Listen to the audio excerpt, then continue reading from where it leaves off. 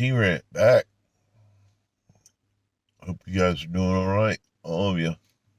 I'm going to talk a little bit about the concept of Israel. I've talked around it a lot, but I'm going to try and go straight to it a little bit to give some people understanding of what that means. So, first of all, Israel is not the country.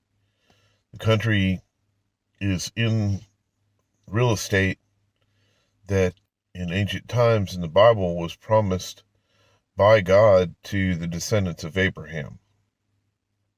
Interestingly enough, something that is, I guess it could be deemed as controversial, but it's not really. It's the truth, and that's that basically the people that are considered Israeli at this time are actually Jews.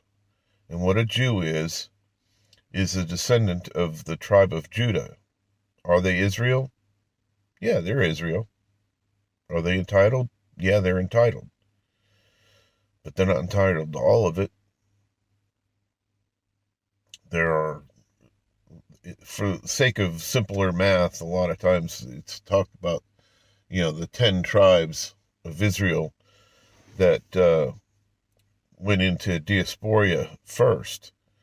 Diaspora, as I've explained before, is to be dispersed, to be pulled or pushed off the land, and they went into other places. So technically, it's not really 10 and 2. The reason that the math gets a little complicated is certain portions of Benjamin, the tribe of Benjamin, did return to Judah, to Judea, as the Romans called it, the land that they remained on when Israel was divided in two. For those that don't know, you can read this in Kings and Chronicles, and it's important to understand in order to interpret a lot of the prophecies throughout the Bible, that King David had conquered pretty much all of the territory that had been promised to Abraham. His son, King Solomon, now had control of that land. When Solomon died, his son Rehoboam became king of Israel. However, the prophet, I think his name was Naaman. I could be wrong about that. Don't beat me up too hard. But the prophet came to him and told him that that portion of Israel was going to be removed from him, and he would no longer be king over it. He would continue to be king over the tribe of Judah and their territories, in order to honor the promise to King David that his descendants would always sit on the throne in Israel. Which that subject becomes a tremendous debate, but I think it's just because, as you'll see, a lot of that becomes a little bit hard to see because of the melting pot action that has taken place over millennia. But I personally believe that probably it had stayed true that a descendant of David has always been in charge in Israel. A lot of people will explain it to you that, oh, well, over time it just became impossible because of Israel's misbehavior for that prophecy to remain true, and so God welched on the deal. But it's understandable because of the misbehavior of the people and stuff. I don't believe that. I believe that most likely it has continued. I believe it has anyway. I'll just flat out say it. So the tribes, the nation of Israel, the country under King Rehoboam, was divided, and when that happened, according to the Bible, certain portions of the tribe of Benjamin returned to be with the tribe of Judah. Not all of it, but some of it, according to the Bible. The other aspect there is that the Levites, the priesthood tribe, had been dispersed throughout the whole entire nation of Israel. And so they were everywhere. And when the nation was divided, they were too. Some of them stayed with the northern kingdom, and some of them stayed with Judah. And of course, the ones that were ministering in Jerusalem at the temple. So what happened then? Well, they became kind of rivals. And that is one of the things that you got to understand at this point in time. And so do the Jews. The Jews need to understand this, that rivalry is going to come to an end. It's prophetic, and it's going to happen. And if they resist it, they are actually resisting their own, the thing that they want the most is to be reestablished, that Israel is reestablished according to the prophecies.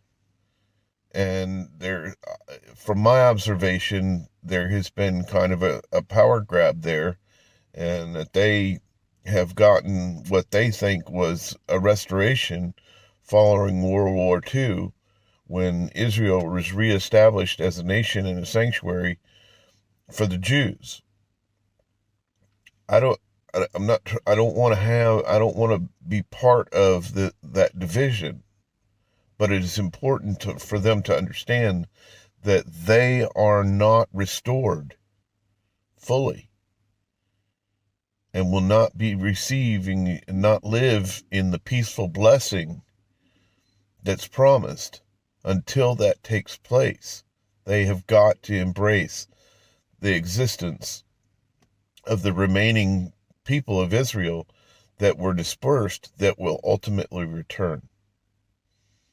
And, I've heard many a sermon preached in churches where they're talking about, Israel was miraculously restored following World War II and all this and stuff. Well, something happened, and I'm sure it was good, but it's not all of it. The rest of it has to happen too for everything to be fulfilled. So the question is, where are the rest of the people? So I'm going to focus on the bulk.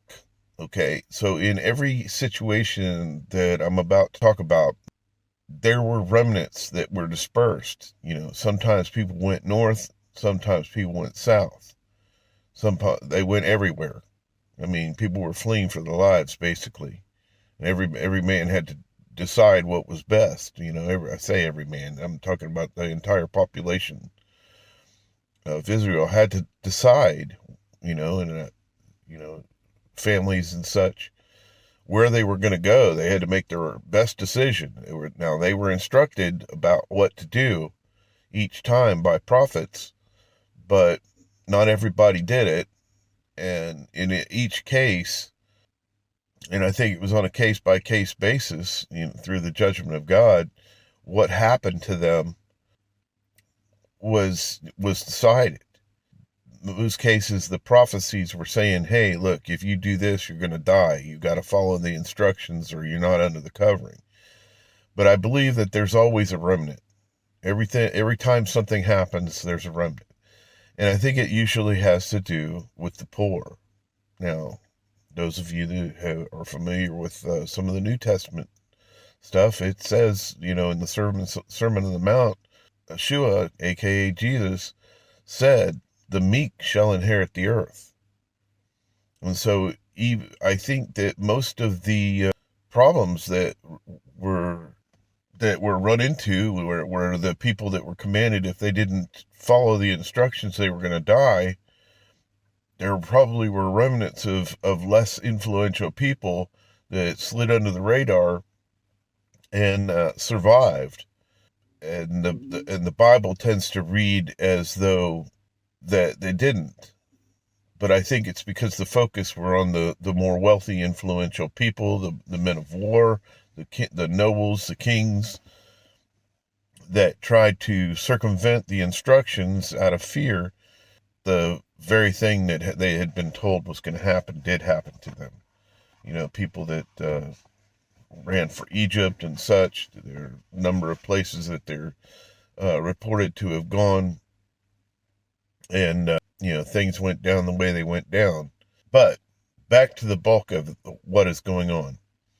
In 721 BC, the northern kingdom, not Judah, not the remnant of Benjamin that stayed with Judah, but a portion of the Levites, yes, the ones that were in the northern kingdom. If you read your Bible, you will find that many of them were said that the northern kingdom said, "Hey, we still need priests," and they began to minister in such a way that was not necessarily appropriate under the instructions that had been given to them by God. They didn't necessarily follow the culture and the teachings of God from via the prophets. They had taught them how to minister. They began to, as the culture began to migrate towards idols and stuff like that, they were required to go ahead and minister in those temples too. And that was how they made their living, and so they did it. In 721 BC, the king of Syria conquered the northern kingdom of Israel. It is referred to as Israel. It is basically, like I said, the portion that was not Judah and the remnants that stayed in Judah, but it was the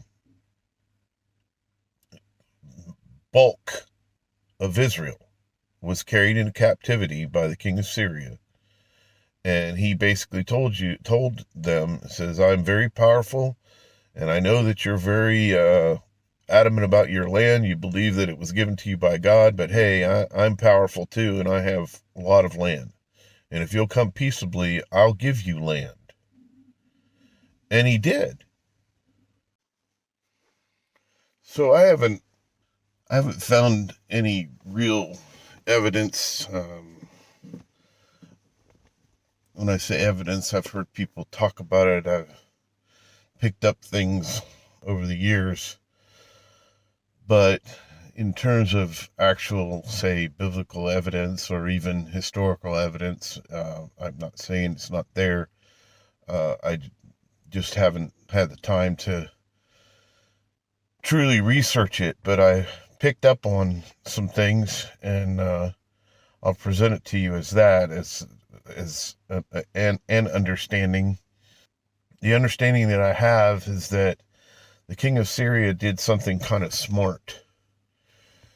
Knowing that the people of Israel were all kin and functioned as kindred, even though they had their individual tribes, he positioned them, I've read that he positioned them around his kingdom on the outskirts of the land, like in the areas that were newly conquered, that were farther from his core infrastructure of his kingdom, around the edges. And so anybody that came to attack him would have to go through them first. And by virtue of the fact that they were very adamant about having their land, and that they had close ties to each other, it created kind of a strong barrier around his kingdom. It was my understanding that he did something like that. But having said that, that also means that they were kind of dispersed around the edges, far from their original homeland, which at that point, territorially was under his kingdom. He placed them obviously under tribute. What that means is they paid taxes. They were considered part of his kingdom. So then life continued to go on for these people, I guess, some of them.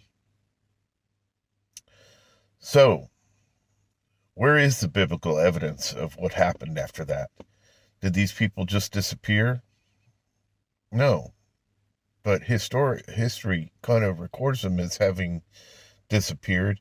And that was prophesied in the Old Testament, where they would literally forget their identity. Now, this happened over time, but let's take a look at it. And I think, is one of the most significant evidences of what happened in the Bible is this. I assume that those of you that spend any time in Sunday school as kids are familiar with the story of Jonah and the whale. And I'm not going to go deep into that. There's a lot. It's a deep, deep story. I'm not going to go into the Sunday school story. I'm gonna break it down a little bit, and let's ask some questions about it. First of all, the prophet Jonah was commanded by God to go to Nineveh. Where's Nineveh? What is Nineveh? What was Nineveh? Nineveh was a city along the Tigris River, basically in Persia, as most of you would know it, and it was a major city. It was the capital of the Syrian Empire at the time. Why was a prophet of Israel sent to the capital of Syria? Well, the short answer is because Israel was there.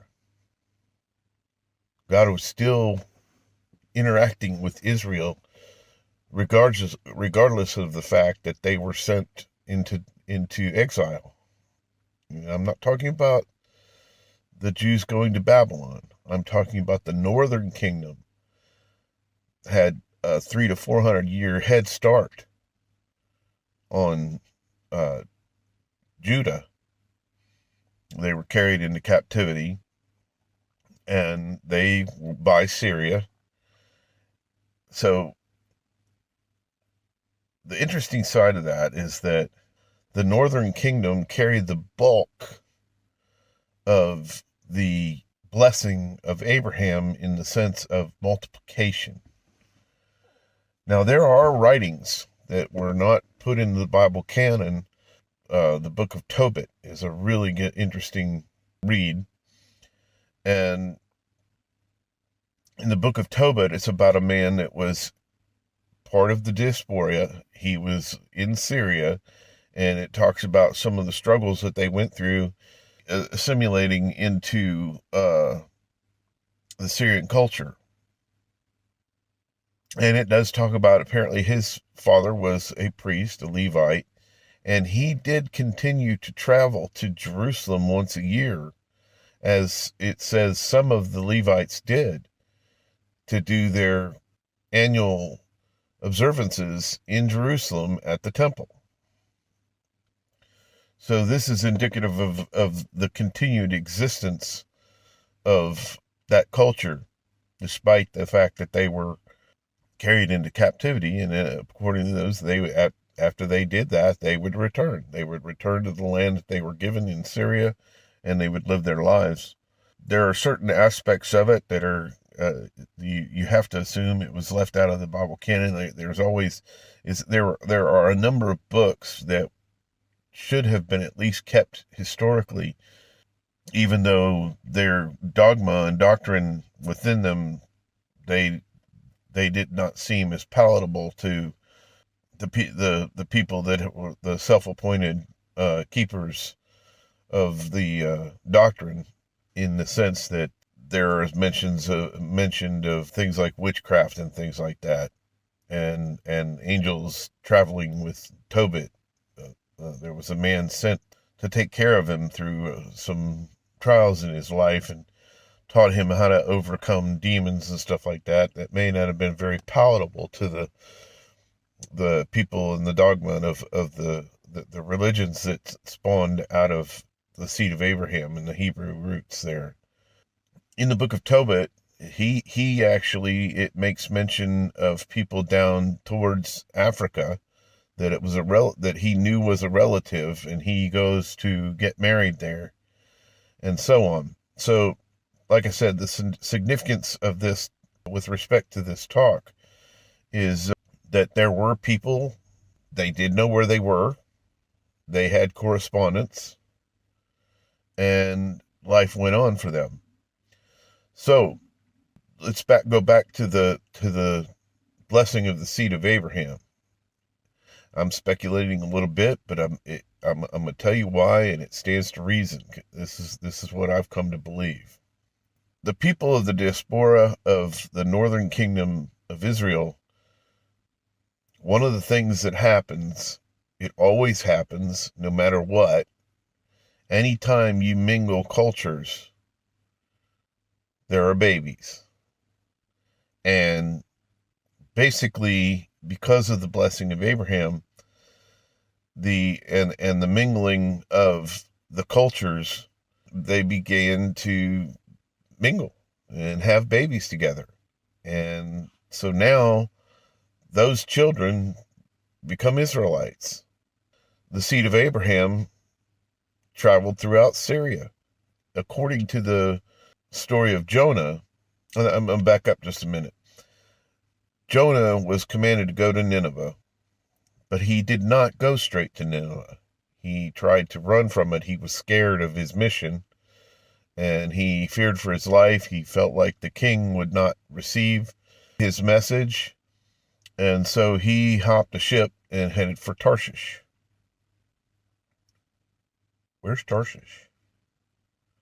What was Tarshish? Well, according to my research, it was actually in Spain.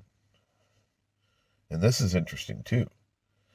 It was in Spain on the Atlantic Ocean side, like north of Portugal. And it was a thriving city. Okay. It was a trade city. And it was part of the network that the Phoenicians had established. Who were the Phoenicians? Well, the Phoenicians were basically Lebanese. They were people that were in the land along the Mediterranean Sea, kind of the northern part, near Turkey, but not quite. And they had a shipping network throughout the Mediterranean Sea, and it's not widely accepted. It's not widely studied. But the fact of the matter is that people were navigating the Atlantic Ocean from the Mediterranean Sea way back then. And the Phoenicians had Carthage and Tarshish and and they traded all over as far as they could go. And there is evidence that they went a lot farther than what the history books tend to record, at least openly. There are people that know this, but it's not widely published because they like to give the credit to Christopher Columbus for discovering the Americas right off the bat. I think there's tremendous evidence that was not true. Carthage was a city in North Africa. And if you read at least one of the accounts in the Bible of the execution of Yeshua, aka Jesus, you will find that the man that took up the cross for Yeshua and carried it for him because he was dying, he had the crap beat out of him, and he was not very strong and healthy. He was tired, probably not well nourished. And the man that was assigned to carry the cross for him was a Syro-Phoenician. Well, why was he there, and why was he involved in the thing? Well, because the Phoenicians essentially had been assimilated by King David into Israel.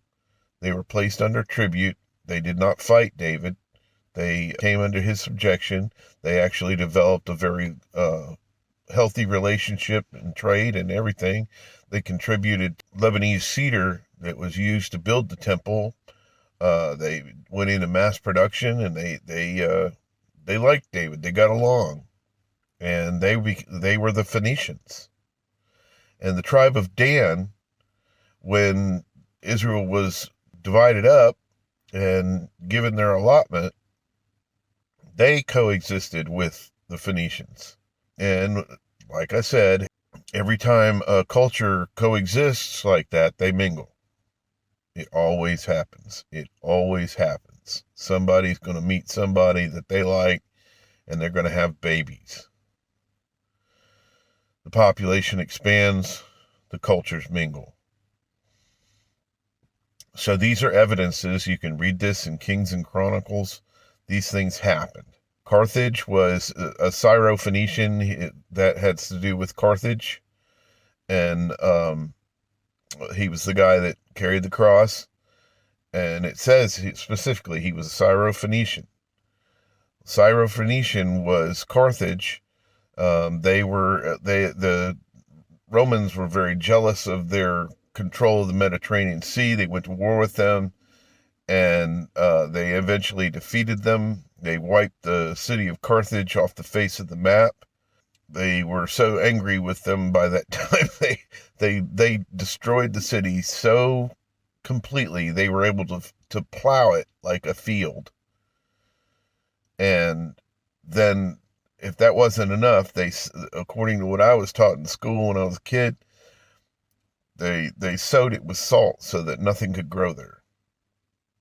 Well, Tarshish was part of that network empire of the Phoenicians, and it was outside the Strait of Gibraltar on the Atlantic side of Spain, which, by the way, is known as the Iberian Peninsula. Now, I wonder why it's called the Iberian Peninsula.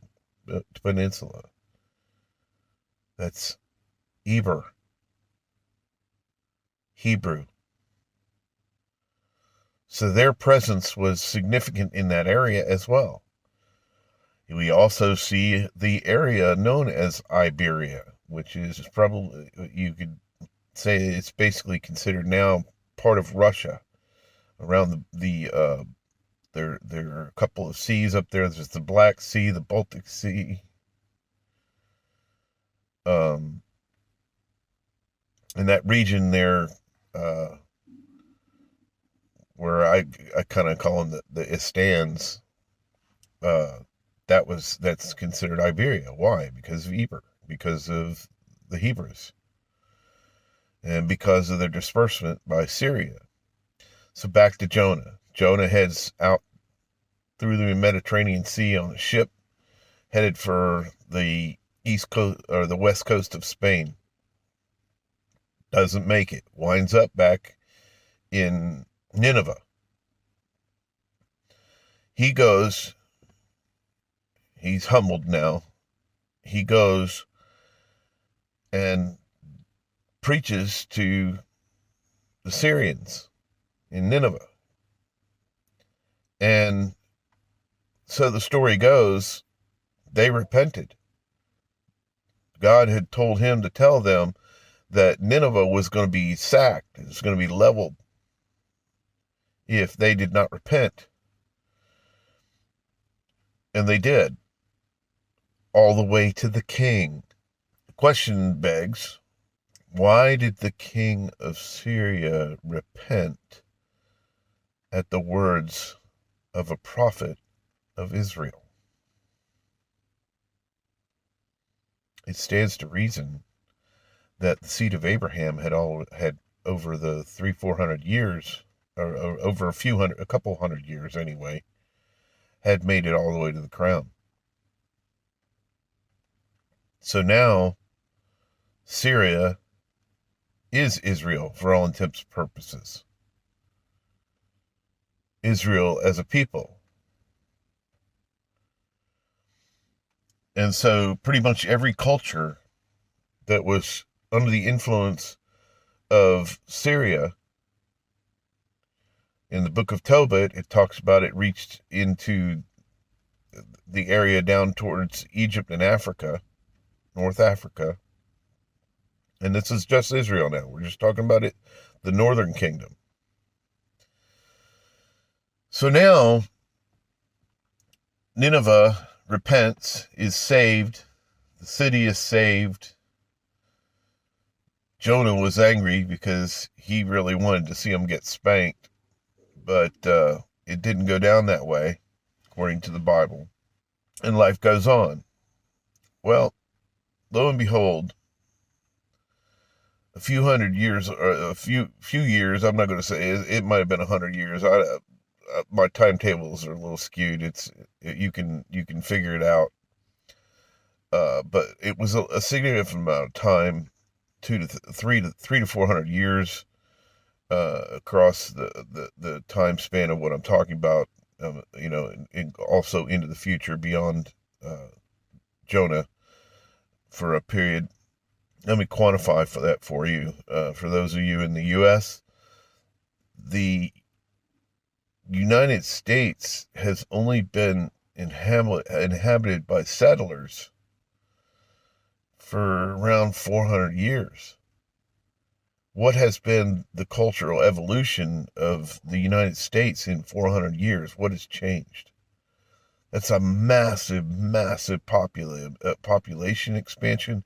It's a massive, massive technology expansion, cultural expansion, everything. Okay, that's what happens in 400 years. So when I'm saying that to quantify that, how things have changed over 400 years, how people have forgotten how things were, how they've become more out of touch with their culture, and so on. So now Syria goes into, following Jonah and Nineveh's repenting, Syria goes into a civil war. And the outcome of the civil war is that Syria was divided, similar to what happened to the Roman Empire. It's kind of northwest and southeast was the division. It was split in half-ish. And at that point, Nineveh was sacked. It was destroyed completely. And Damascus became the capital of the northwestern portion of Syria. And the southeastern portion of Syria became known as the Neo-Babylonian Empire.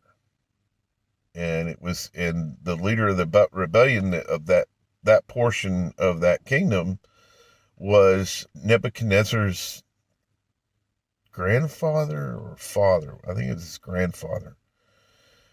And when he became king of that half of the empire, he made a political move to resurrect the empire of Nimrod, the memory of Nimrod and Babylon, and return it, to greatness, sort of thing.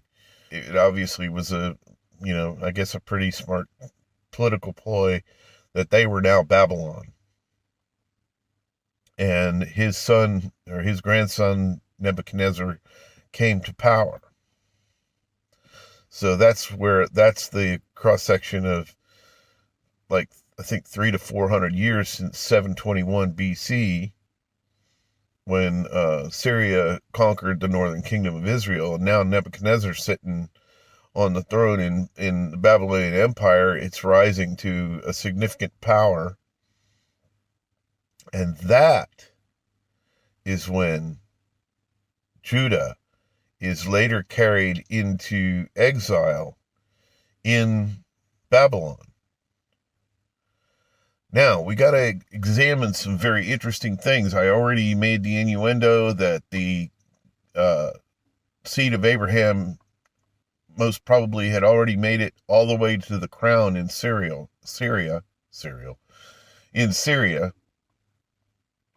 And we see where the tribe of Judah, that Judea, was now being carried off into captivity for similar reasons into Babylon, the Neo-Babylonian Empire, but by Nebuchadnezzar. Now, if you read Prophet Jeremiah, he's very specific. He told them the same sort of things he told that were told to the northern kingdom.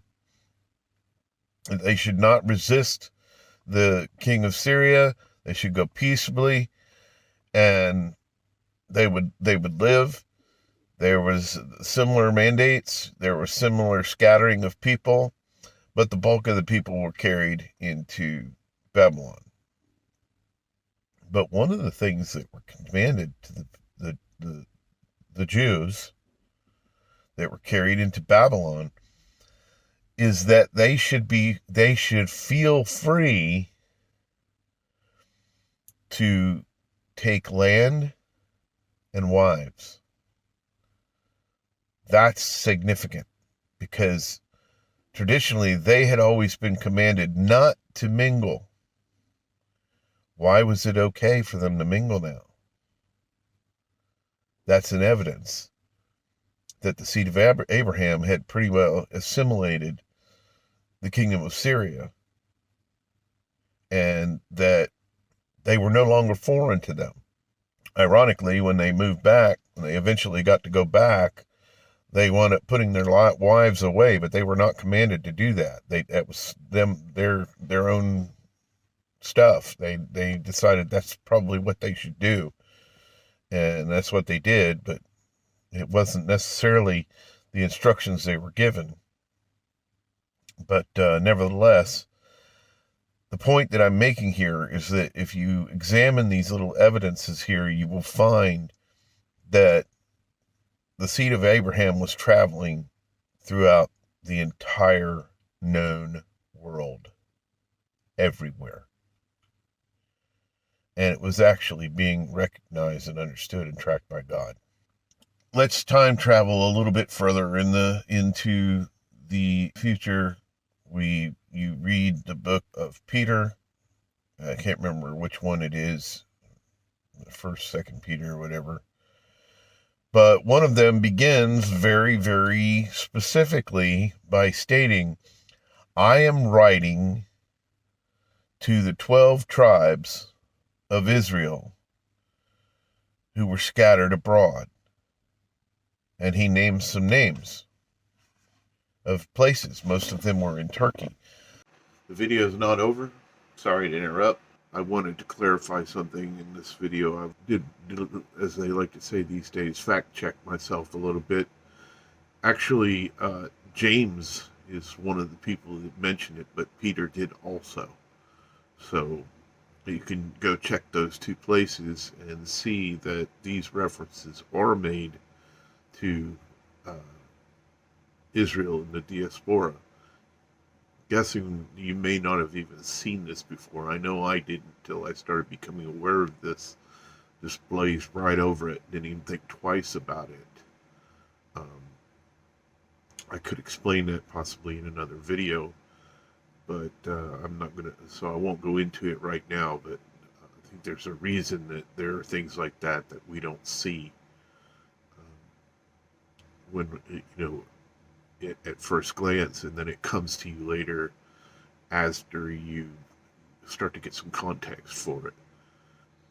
So, once again, back to this video. I jumped ahead of myself a little bit. Let's go back. Interesting study. I challenge you to do it. Take the New Testament, the 4 Gospels, read the story of Yeshua, and every time it tells you that he went here or he went there, Google that. Find out where he really went. You will find that he did not spend a whole lot of time in Judea proper. In fact, it's very specific that it said that he went across the Sea of Galilee to Decapolis. What's Decapolis? Decapolis means 10 cities. Dec capitals. 10 cities. Where were these 10 cities? Well, they were essentially Persia, Babylon. They were the east bank of the Jordan River and expanded far across that entire region.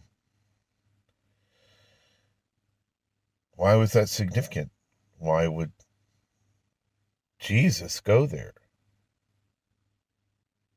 Well, because he knew where the people were. Christian dogma will tell you that Jesus is quoted as saying, I have come to seek and to save the lost. That's not what he said. He said, I have come to seek and to save the lost sheep of Israel. He knew where they were, and he visited all of them. There are even records throughout the Mormons and stuff that talk about the Native Americans being visited by a man dressed in white linen and coming and teaching them about God. Yeshua got around, and he traveled for throughout many areas, many regions. About the only two main places it talks about him traveling that were in Judea proper was Jericho and Jerusalem itself. So now we'll go back to Peter. He said Pontus and Galatia, and I can't remember all of them, but it was all, I've looked it up, and they're scattered across Turkey. So let's look at Galatians.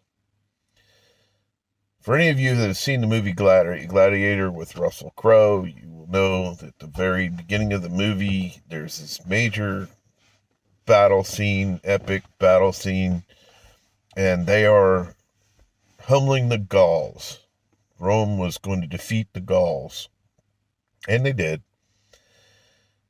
The Gauls, if you'll study history, look it up, the Gauls were the Galatians, and they had migrated across the Bering Strait into like the area of Hungary, Czechoslovakia, and into Germany, Bulgaria, and they were the northern tribes. They were the Germanic tribes. Like I mentioned earlier, there's a lot of jealousies that are exist in the world regarding who is Israel, and there has begun to arise almost like a little competition of who's Israel and who's not. And right off the bat, I'm going to tell you, if your competition is that you're Israel and somebody else is not, you have failed. You are wrong. Pretty much every man, woman, and child alive today has been touched by the seed of Abraham. And trying to establish division and discrimination amongst it is failing, because the prophecies say that they will come together. And as long as you resist that, you're resisting your own destinies. Or should I say providence? You're resisting your own providence by resisting the unity of Israel. The video is not over. Sorry to interrupt. It's just time to do that thing that YouTubers do. All right. So if the TeeRant's giving you enough to think about, ponder on, or even cuss about, don't forget to like and subscribe. And if you're going to ring that bell, make sure your notifications are turned on your account, or you won't even hear them. Thanks. And we're back. I know that somebody will probably try to turn that into the whole world unity, one world government thing, but I don't think that's the way it's going to go down. As prophecy begins to play out, it's going to come down to the righteous and the unrighteous. It's all Israel, but it's the righteous and the unrighteous that are going to receive favor or spankings. So, punishment. People don't like the word spank. So, those who are faithful are deemed clean, are going to be miraculously delivered throughout the stuff that's going to take place. Those that are not, they are going to be punished. this jealousy that takes place. I had mentioned this in another video, that I heard this woman on a video, and she was saying that black people are Israel, and there were no white people, and in fact the Syrians had been struck with a curse in the Bible with leprosy, um, and that's proof that they weren't Israel. Well, what I'm telling you is this: the lady's right. She's Israel, but so were the people in Syria, as I've already shown you. And the mention of a curse of leprosy that caused their skin to be pale is in the Bible. It sure says that. But inherently, you're making the case, not refuting it. And so the Caucasian people, which are traced back to the region of Israel, so the pale skin could have been a result of that curse.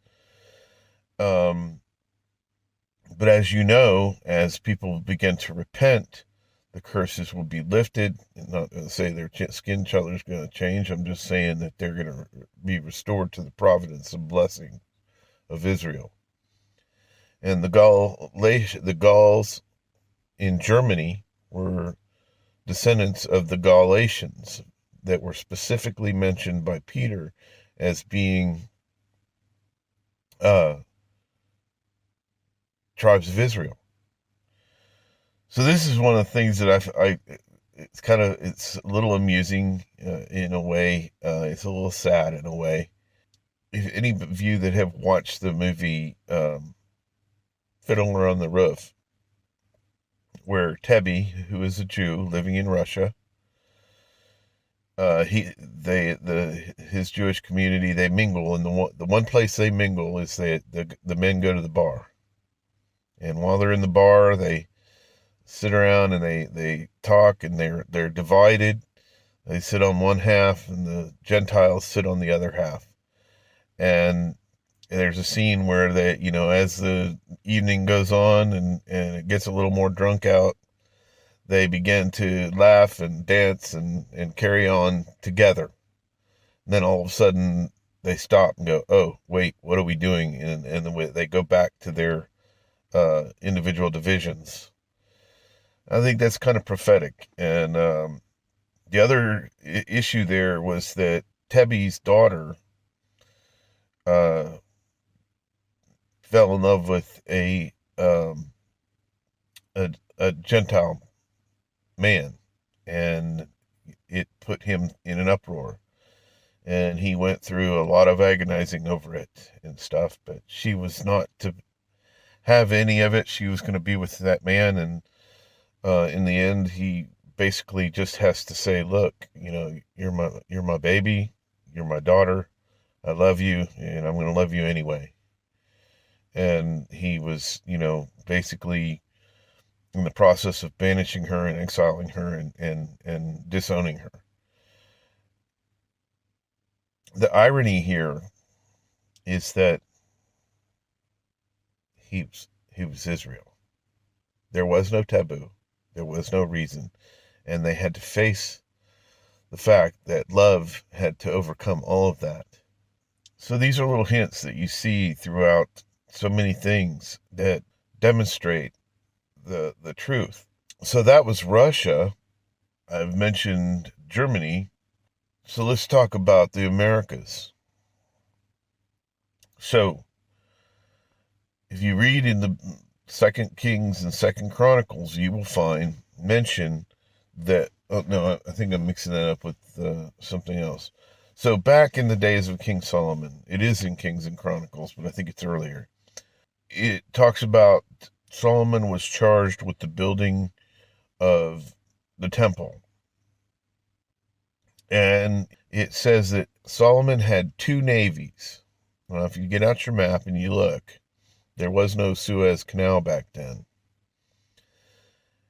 But the borders of Israel proper were on the Mediterranean Sea and a portion of the Red Sea.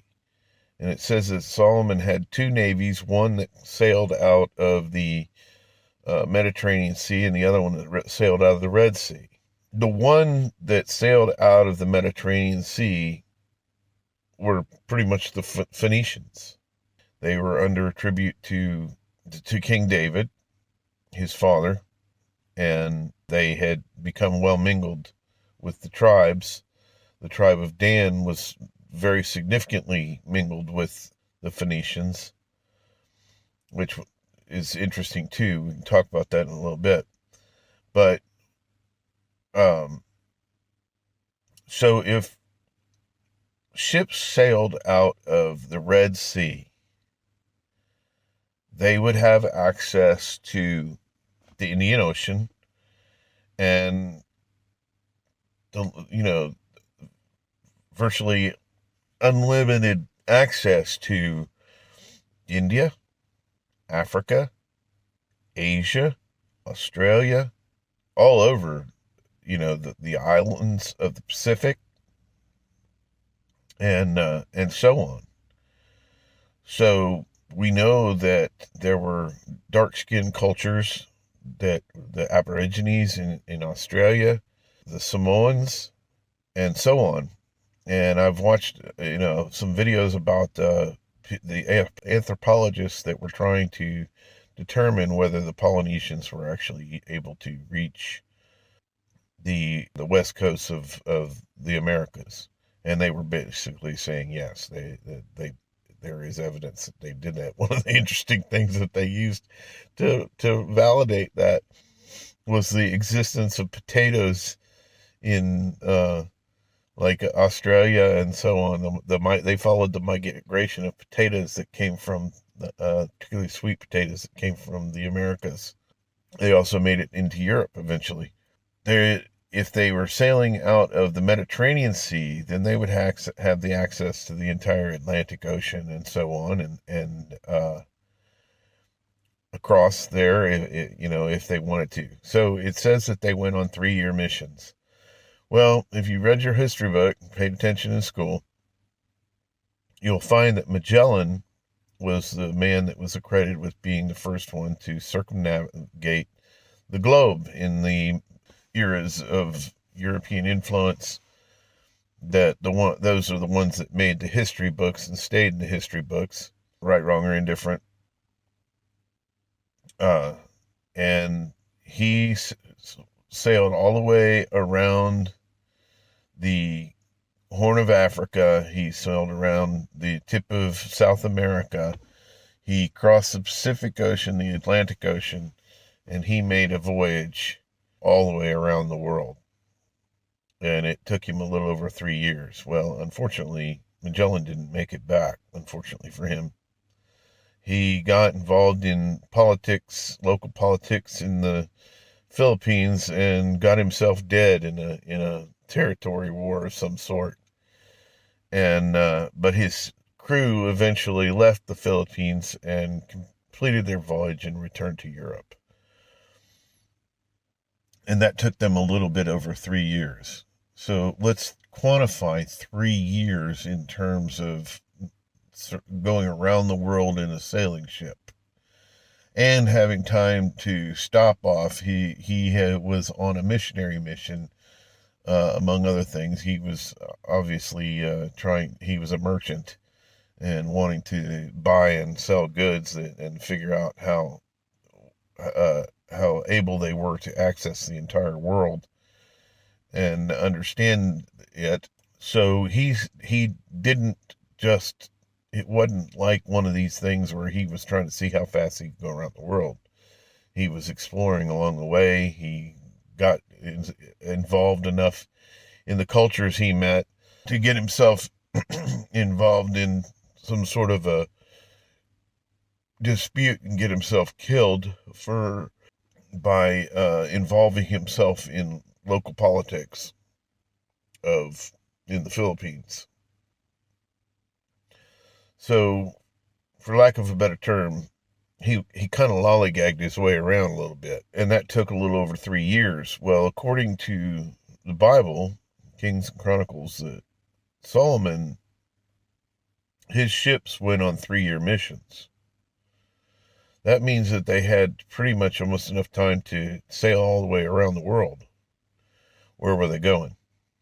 I believe, and you can check it, you can do your own research, but I believe that Solomon was gathering raw materials from the whole world to build the temple. And he gathered quite a bit of it, by the way. In 1492, and there are books that say that Columbus knew what he was going to encounter, and that it was kind of a cover-up because they were trying to keep it secret for a lot of reasons.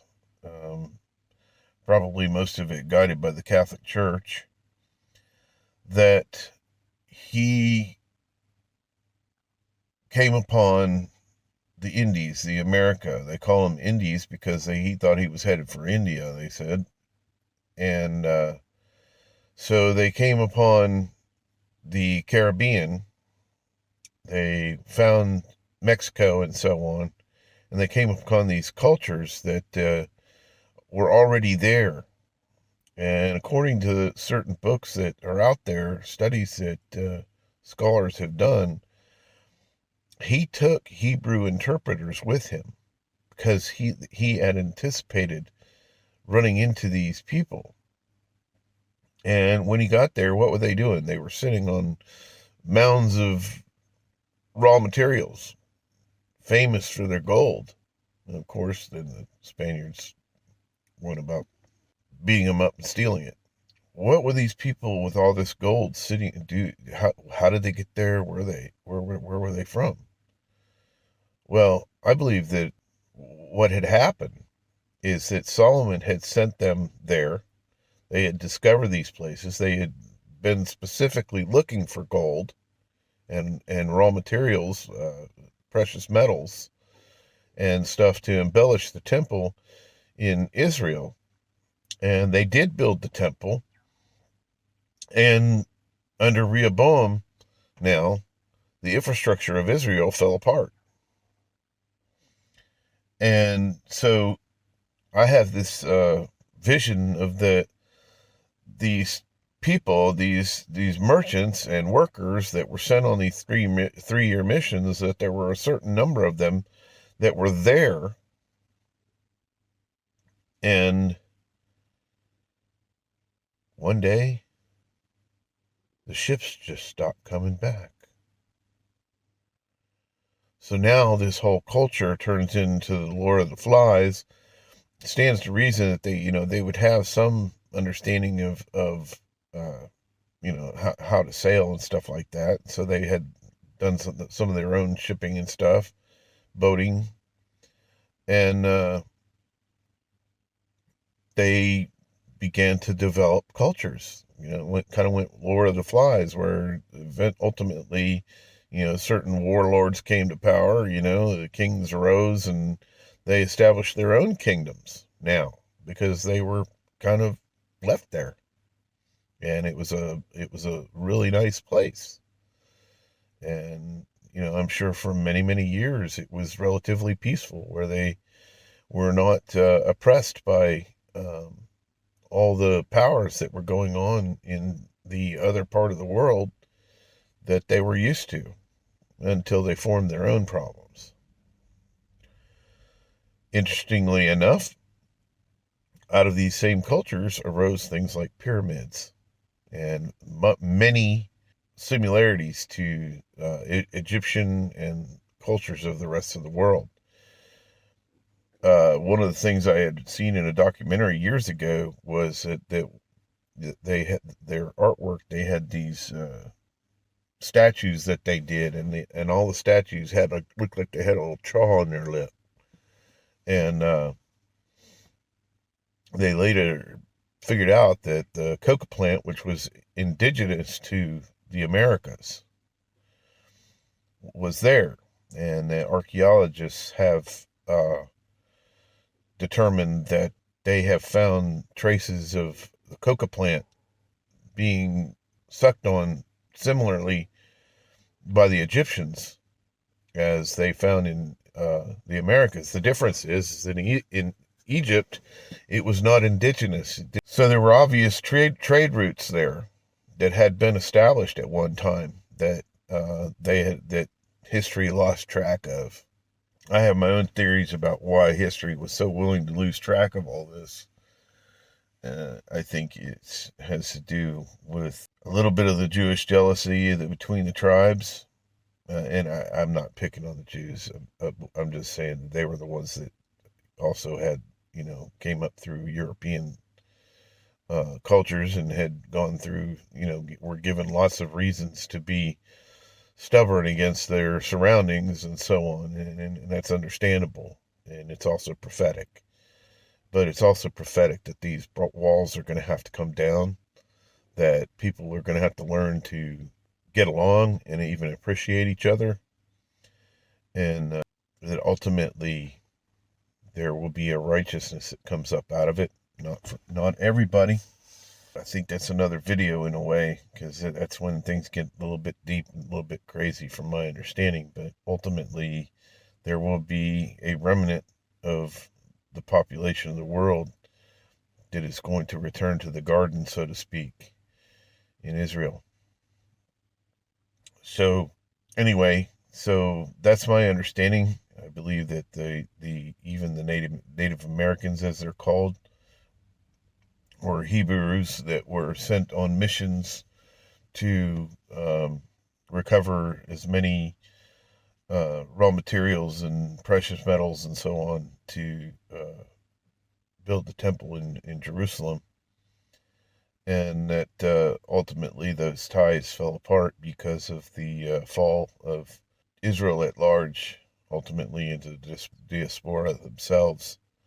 And as the culture dissolved, so did the understanding of that. So at the end of the day, the prophets even said that people were going to return from all over the world. And I'm pretty sure that God knows where the whole world is. And it's just described as the Isles and so on. A lot of people would like to think that means the little islands all over the Mediterranean and such, but no, it goes to the whole world. Pacific, the Atlantic, the Americas. So let's look at, let's go back a little bit. I mentioned the Phoenicians. Okay, so the Phoenicians were sailing the Atlantic as far as Spain, we know that.